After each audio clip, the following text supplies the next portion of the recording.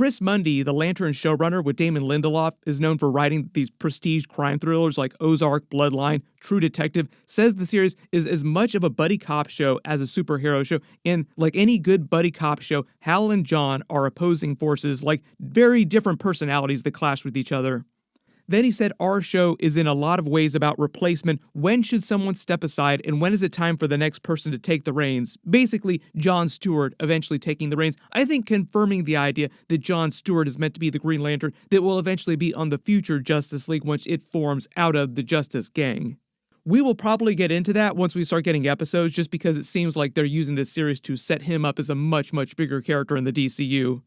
Then he goes on to say that push and pull between those two characters, Hal and John, is really important. So much of the power that John has by not taking the bait, understanding that you lose power if you're yelling and screaming.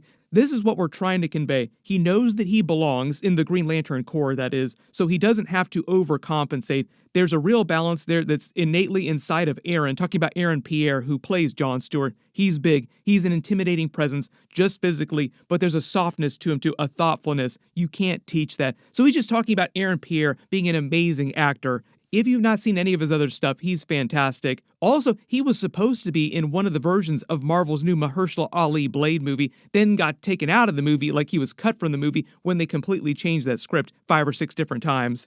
As much as that does suck, it did create the opportunity for him to then be Jon Stewart of the DCU, so he would not be in the Green Lantern series Lanterns if he were in the Blade movie. Already in the void, I'm not trying to get canceled again. I don't like you. You never did. Aaron Pierre himself said, "For me, the character, Jon Stewart, just radiates strength and fortitude, the hunger to be the best version of yourself, which also holds you accountable when you're not. And on the off chance that he doesn't hold himself accountable, comic fans, well, like he's depending on comic fans to keep him accountable to the comics." So part of the idea is that he is doing his own spin on the character, but he is trying to be very true to the comic book origins of Jon Stewart, the vibe from his comics.